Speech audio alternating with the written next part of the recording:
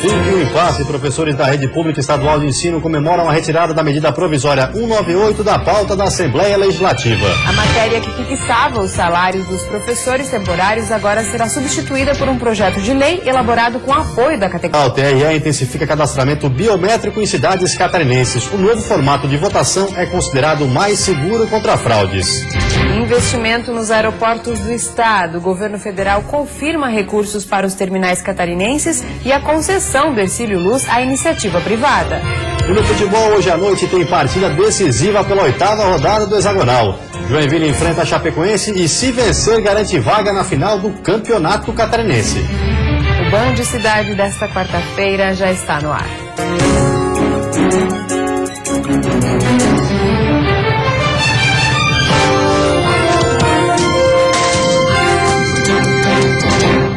Olá, boa noite. Olá, boa noite. Tecnologia auxiliando a segurança pública. Um novo aplicativo para registro de ocorrências já está sendo usado pela Polícia Militar. O projeto implantado em Balneário Camboriú deve chegar a outras cidades do estado até o fim do ano. O papel e a caneta foram deixados de lado e uma nova maneira de registrar as ocorrências surgiu. A tecnologia deve agilizar os trabalhos e diminuir a burocracia.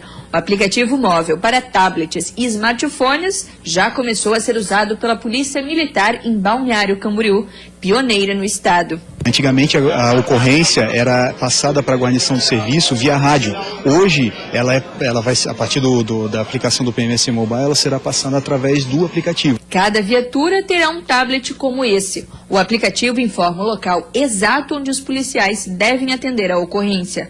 O sistema disponibiliza todas as informações que a população passou para a central. Depois de atender o chamado, um comprovante é impresso na hora e as informações colhidas são enviadas automaticamente para um banco de dados da Polícia Militar.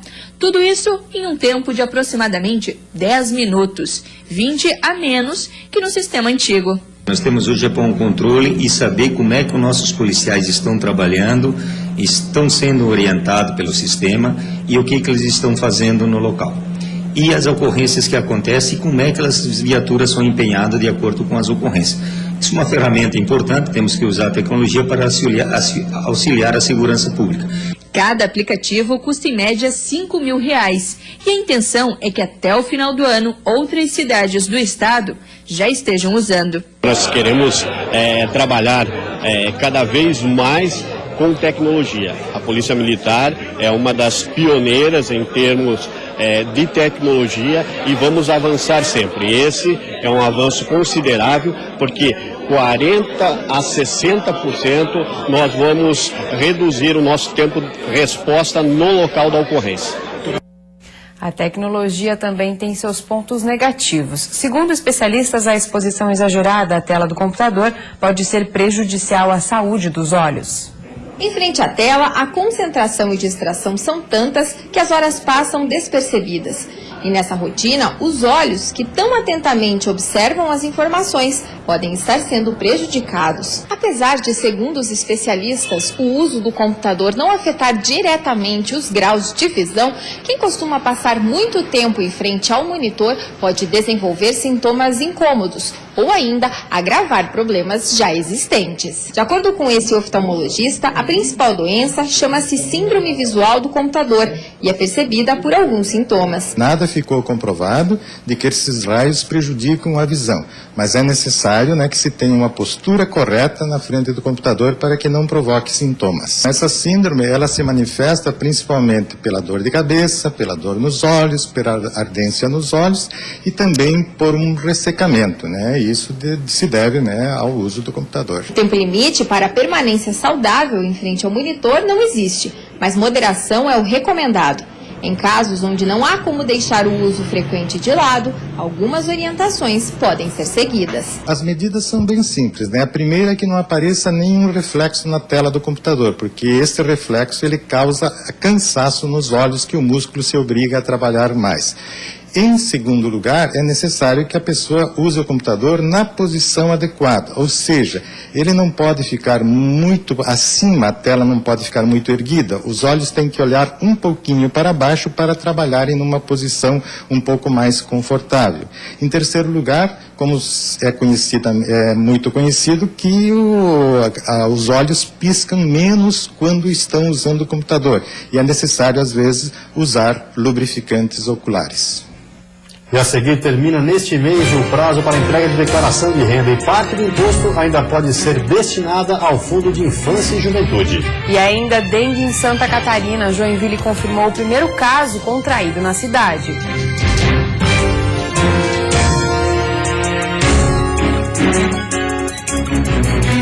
Band Cidade. Oferecimento. Todo mundo tem um grande motivo para comprar no Queires.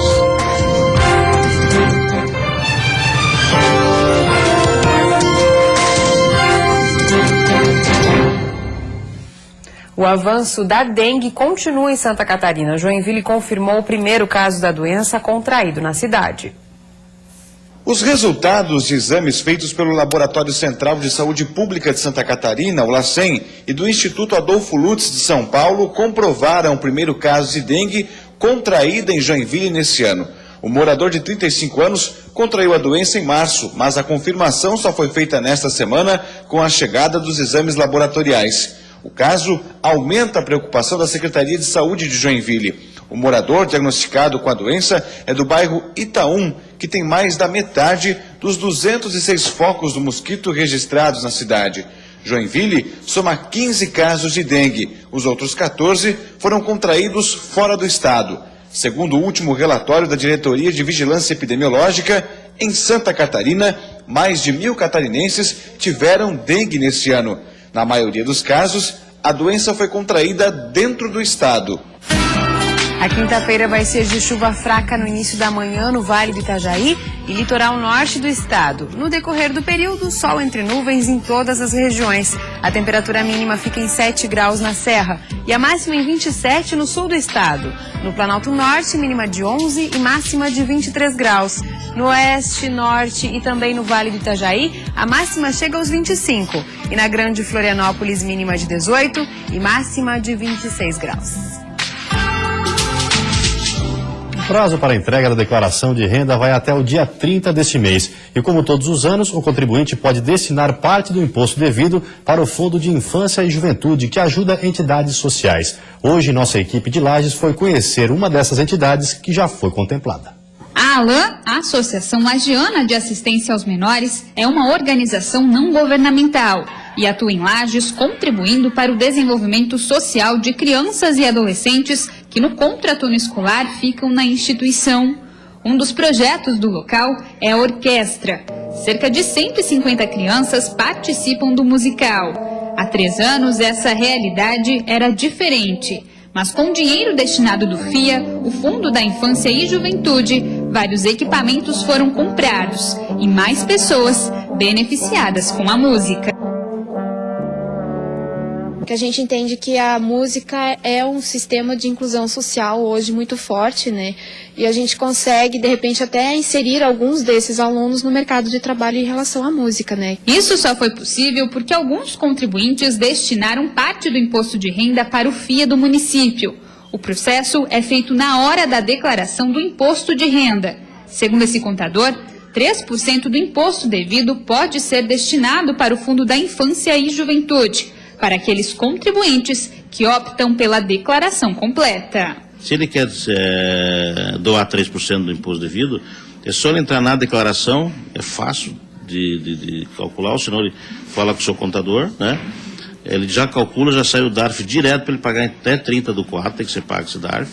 Esse dinheiro também é aplicado em entidades que possuem projetos sociais para crianças e adolescentes usuárias ou dependentes de drogas, vítimas de maus tratos, erradicação do trabalho infantil e profissionalização de jovens. O gerente de fundos especiais em Lages explica que a seleção das entidades a serem beneficiadas acontece através de projetos que são selecionados pelos conselheiros dos municípios, onde existe o FIA. Então elas apresentam os projetos, os conselheiros avaliam a necessidade, a vulnerabilidade.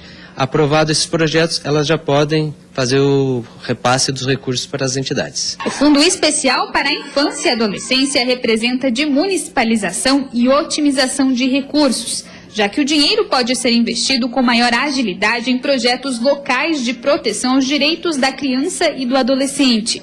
O contribuinte pode fazer a doação através do imposto de renda até o dia 30 de abril. E a seguir, eleições. Santa Catarina é um dos últimos estados no ranking nacional de eleitores cadastrados biometricamente. E no futebol, a rodada do hexagonal pode definir hoje à noite o primeiro finalista do campeonato catarinense.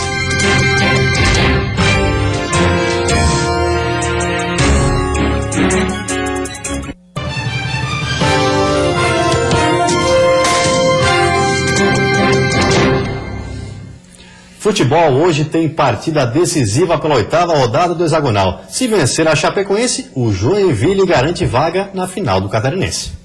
O Verdão do Oeste está na 3ª posição com 12 pontos e só a vitória garante chances de ainda brigar pelo título. O técnico Vinícius Eutrópio vai poder escalar pela 3ª vez seguida o mesmo time. Além disso, tem o reforço da torcida, que deve invadir a trepidante Arena Condá, uma vez que a diretoria do clube fez promoção de ingressos. O jogo começa às 10 horas da noite.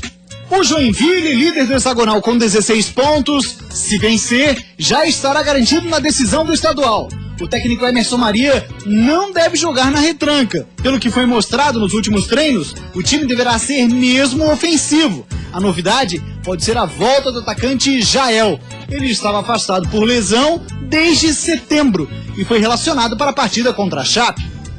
E daqui a pouco, às 7h30, o Inter de Lages recebe o Criciúma no estádio Vidal Ramos Júnior, na cidade de Cado, com 9 pontos. Precisa da vitória para sonhar, pelo menos, com uma vaga na Copa do Brasil. Ah, e um detalhe, viu? O Colorado Serrano ainda não venceu jogando em casa nesse hexagonal. O Inter! Chegou a hora, é muito importante essa vitória para que a gente possa continuar sonhando aí com a disputa do título. O Criciúma, lanterna do hexagonal, vai ter vários desfalques. Entre eles, os titulares, o goleiro Luiz e o meia Cléber Santana. O Tigre vai usar as últimas partidas do Catarinense para tentar melhorar o rendimento da equipe em função da Copa do Brasil e do Campeonato Brasileiro da Série B. Que o Tigre, aliás, já fala na busca por reforços para chegar novamente à elite do Brasileirão. Surgirão nomes essa semana que vem, contatos e visitas estão sendo feitas para poder reforçar o clube, e porque precisa. Nunca foi omitido isso, muito pelo contrário, a gente sempre expôs isso e o futebol sempre trabalhou nos bastidores para poder ter uma equipe mais competitiva.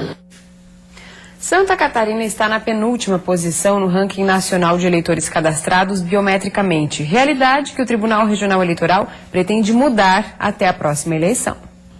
O processo de implantação da biometria começou em 2009. Santa Catarina foi o pioneiro na tecnologia, mas hoje, 6 anos depois, o estado é o penúltimo no ranking brasileiro de eleitores cadastrados. De olho nas próximas eleições, o Tribunal Regional Eleitoral está realizando o cadastramento em cidades como Joinville, Blumenau e Florianópolis. O órgão pretende aplicar o trabalho também nos municípios menores, como é o caso de Tubarão, que hoje possui pouco mais de 75 mil eleitores. Ainda não há uma data para a aplicação da biometria na região, mas para a chefe de cartório da 33ª Zona Eleitoral, a intenção é fazer com que na próxima eleição, parte do eleitorado já tenha feito o cadastro biométrico. De junho em diante que deve iniciar, mas assim que tiver instalada a biometria, a gente vai reforçar a divulgação, propaganda, chamando os eleitores. Cada município realizará o cadastramento biométrico dentro das orientações do TRE, respeitando a necessidade e a realidade dos eleitores e da própria estrutura do cartório eleitoral no município.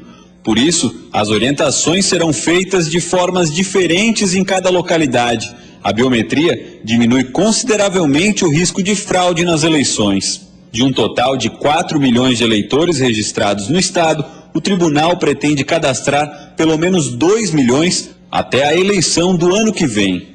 O eleitor, quando vier fazer o cadastramento biométrico, vai ter que comprovar a sua residência, atualizar todos os seus dados, que muitos eleitores têm os dados aí anotados na Justiça Eleitoral de 1986, então não corresponde mais à realidade de endereço, de grau de instrução, de profissão, né?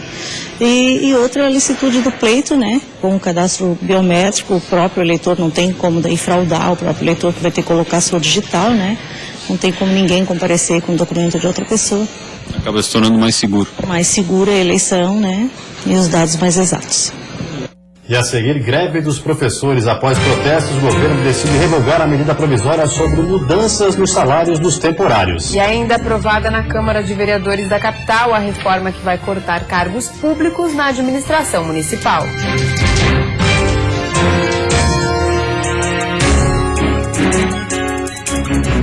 Cidade. Oferecimento.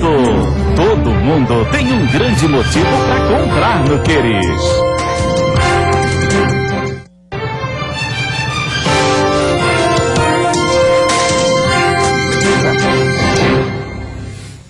O governador Raimundo Colombo se reuniu hoje em Brasília com o ministro da Aviação Civil, Eliseu Padilha, para tratar de investimentos em aeroportos catarinenses. O ministro confirmou que vários terminais do estado vão receber recursos e garantiu que o Aeroporto Internacional Hercílio Luz em Florianópolis vai realmente entrar no processo de concessão do governo federal. O aeroporto de Florianópolis está no lote de aeroportos que serão levados à concessão. Nós começamos já os estudos da PMI, deveremos em um ano mais ou menos estar com o estudo concluído e aí então podemos pensar em quem será o novo concessionário do aeroporto de Florianópolis. Padilha também garantiu investimentos para ampliação do aeroporto de Navegantes, que concentra uma das regiões economicamente mais fortes de Santa Catarina. Ele afirmou ainda que o terminal de Chapecó será um dos aeroportos regionais mais modernos do estado em termos de segurança de navegação. O que nós garantimos? Vamos sim construir o aeroporto regional que está lá especificamente já definido e também a sugestão foi do governador, que eu vou tornar público aqui, o governador vai desapropriar para fins de expansão do aeroporto a área necessária, já pensando num futuro aeroporto de cargas também lá em Navegantes. Chapecó, nós estamos dando a ciência de que vamos concluir ele na forma de aeroporto já dos nossos aeroportos regionais e será o primeiro dos aeroportos regionais em que está garantida a navegação por instrumentos. Uma das preocupações da região sul do estado era em relação às operações do aeroporto de Forquilinha. Porém, o presidente da Infraero garantiu a permanência da empresa pública à frente das operações administrativas do terminal. Não nos interessa sair de Forquilinha, nosso negócio é administrar o aeroporto. Nós não podemos continuar tendo o déficit que nós temos hoje lá dentro do aeroporto, com exceção da navegação aérea, que a gente pode continuar. Então, nas próximas semanas, nós vamos acertar essa diferença com o governo do estado e com a prefeitura lá de Forquilinha, de modo que a gente continue no aeroporto. Comemoram os 69 mil professores da rede pública de ensino de Santa Catarina. A medida provisória 198 foi retirada da pauta da Assembleia Legislativa agora há pouco. A greve da categoria, que completa hoje 16 dias, no entanto, não tem data para terminar. Na sessão desta quarta-feira, veio a resposta tão esperada pela categoria. O líder do governo no Legislativo, Silvio Drevec, anunciou que uma nova medida provisória será encaminhada à Alesc para revogar a tramitação da MP 198. Em seu lugar, um projeto de lei será construído, garantiu o deputado, em conjunto com os parlamentares e professores de Santa Catarina. Ao mesmo tempo, o governo também se compromete a abrir novos concursos. Em 2016, a intenção é fazer novo concurso, para dar oportunidade para todos e fortalecer a educação. O Sindicato dos Trabalhadores em Educação comemorou a extinção da MP 198. A matéria fixava os salários dos professores temporários e era uma das motivações da greve. A paralisação, no entanto, deve continuar de acordo com o presidente do Sinte, até que os profissionais tomem conhecimento das tratativas do novo plano de carreira do magistério. Desde o momento que essa medida provisória deu entrada nessa casa, dia 11/2, nós estamos mantendo as vigílias aqui. Ela só não foi votada realmente porque nós também fizemos a nossa parte. Na noite de ontem, cerca de 60 professores passaram a madrugada na Casa Legislativa. A oposição avalia que o desgaste com a MP 198 enfraqueceu o governo, mas também prejudicou o andamento dos trabalhos na Assembleia Legislativa. O Parlamento catarinense não é um cartório para você bater carimbo nas proposições do Executivo e serem aprovadas como uma extensão do Executivo. Já o presidente da Alesc, deputado estadual pelo PSD, mesmo partido de Raimundo Colombo, informou que não viu o conteúdo do projeto de lei apresentado para a base governista hoje e disse que vai acompanhar apenas o rito processual do documento quando ele, de fato, chegar ao Legislativo. Na hora da votação eu vou seguir ali do meu partido na questão do conteúdo. Na questão do encaminhamento, aí eu faço o rito que é previsto pelo regimento. Os professores da rede estadual também pretendem continuar acompanhando a construção e a tramitação do novo projeto de lei que pode instituir o plano de carreira para o magistério catarinense. Nesta quinta-feira, um ato com representantes das 29 regionais está programado para acontecer aqui na Assembleia Legislativa. A Câmara de Vereadores de Joinville concluiu as exonerações dos assessores comissionados prevista no documento firmado com o Ministério Público. O valor das rescisões foi quase 2/3 menor que o previsto. Foram 114 rescisões.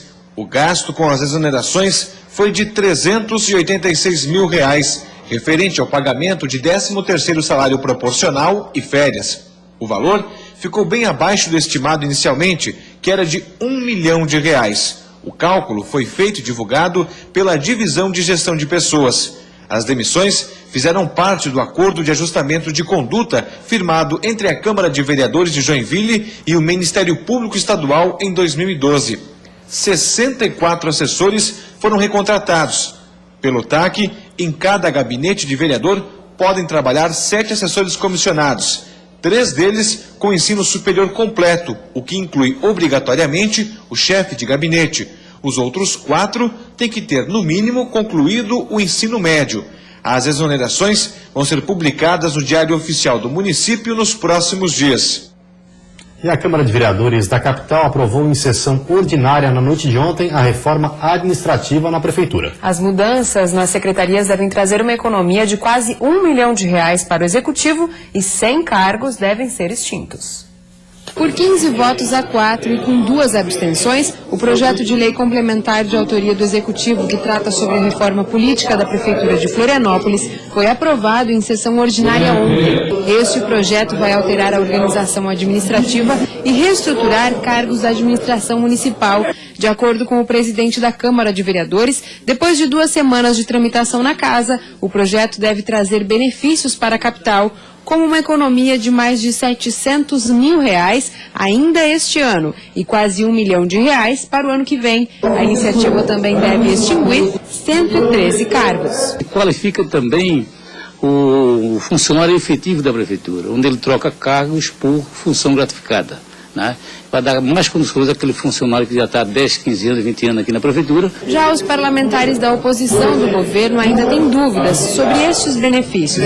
Para o vereador Afrânio Bopré, a reforma é apenas um ajuste político e, na prática, não deve ter tanta economia como afirma a Prefeitura. Não é uma reforma administrativa, é uma acomodação política de possíveis aliados do prefeito na eleição de 2016. Isso não poderíamos compactuar. Porém, na avaliação da Prefeitura, a reforma política era necessária, não só para a economia dos cofres públicos, mas para a criação de algumas secretarias, como a de Transparência e Controle, que vai ter autonomia para fiscalizar as demais pastas e combater a corrupção. É fortalecer a Controladoria Geral que já existe, dotá-la de recursos tecnológicos, recursos humanos, para que ela possa desenvolver o seu trabalho de modo tal a evitar com que possíveis desvios de conduta aconteçam no âmbito da Prefeitura. Com essa aprovação na Câmara de Vereadores, a reforma administrativa só precisa agora da sanção do prefeito, o que deve ocorrer até o final da semana. E você fica agora com o Jornal da Band. Uma ótima noite a todos e até amanhã. Uma boa noite para você. Até amanhã.